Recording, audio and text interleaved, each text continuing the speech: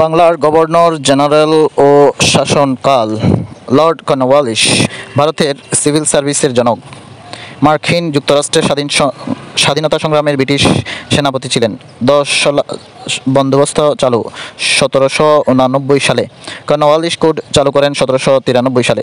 চিরস্থায়ী বন্দোবস্ত permanent settlement হচ্ছে 1793 সালে কোম্পানি ও বাংলার জমির মালিকদের মধ্যে স্বাক্ষরিত চুক্তি।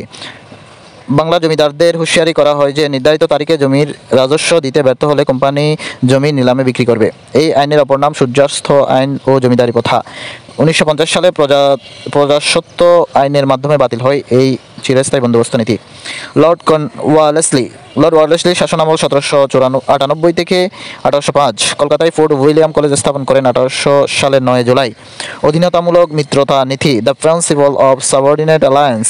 সাম্রাজ্যবাদী গভর্নর ব্রিটিশ উপনিবেশ স্থাপনের জন্য এই নীতি গ্রহণ করে। নীতির মূল কথা হলো দেশীয় রাজ্যের রাজার সাথে কোম্পানির ওই চুক্তির মাধ্যমে রাজাদের কোম্পানির বশ্যতা স্বীকার করানো।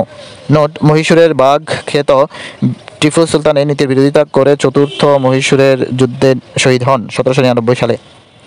লর্ড উইলিয়াম বেন্টিং 1828 থেকে 1833 সাল পর্যন্ত ক্ষমতায় ছিলেন।